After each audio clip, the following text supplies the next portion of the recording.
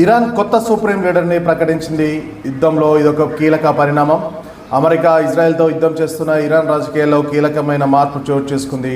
Iran supreme leader Ayatollah Ali Khamenei మరణానంతరం ఆయన కుమారుడు మొజ్తబా ఖమేనీ తదుపరి సుప్రీం లీడర్గా నియమితులయ్యారు.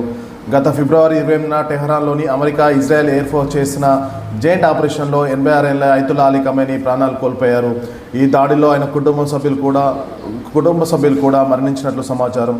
దేశంలో ఏర్పడిన రాజకీయ శూన్యతను భర్తీ చేసేందుకు ఇరాన్ మత పెద్దల మండలి అత్యవసరంగా సమావేశమై మొజ్తబా ఖమేనీని అత్యున్నత నాయకుడిగా ఏకగ్రీవం చేసింది.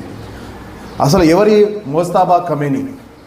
1969లో మషద్లో జన్మించిన మొజ్తబా ఖమేనీ అయతొల్లా అలీ ఖమేనీకి రెండో కుమారుడు. ఆయనకు ఇప్పటివరకు ప్రభుత్వంలో ఎలాంటి అధికారిక పదవులు లేవు. అయినప్పటికీ గత 2 దశాబ్దాలుగా తన తండ్రి కార్యాలయాన్ని తెర వెనుక ఉండి నడిపించడంలో ఆయన కీలక పాత్ర పోషించారు. మొజ్తబాకు అత్యంత సన్నిహిత సైనిక సంబంధాలు కలిగి ఉన్నారు.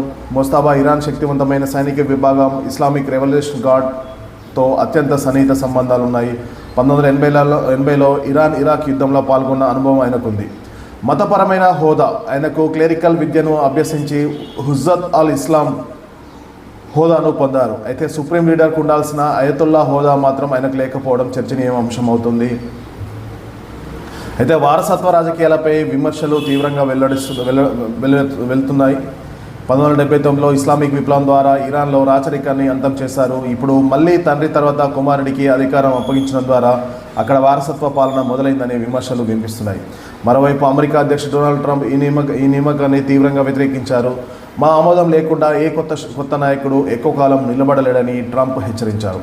మొజ్తబా నియామకంతో ఇరాన్ తన పాత కఠినతర విధానాలనే కొనసాగించబోతున్నట్టు స్పష్టమవుతుంది. ఇజ్రాయెల్ అమెరికాతో యుద్ధం తీవ్రమవుతున్న వేళ మొజ్తబా నాయకత్వం ఇరాన్ను ఏ దిశగా నడిపిస్తుందన్నది ఇప్పుడు ప్రపంచవ్యాప్తంగా ఆసక్తి రేపుతుంది.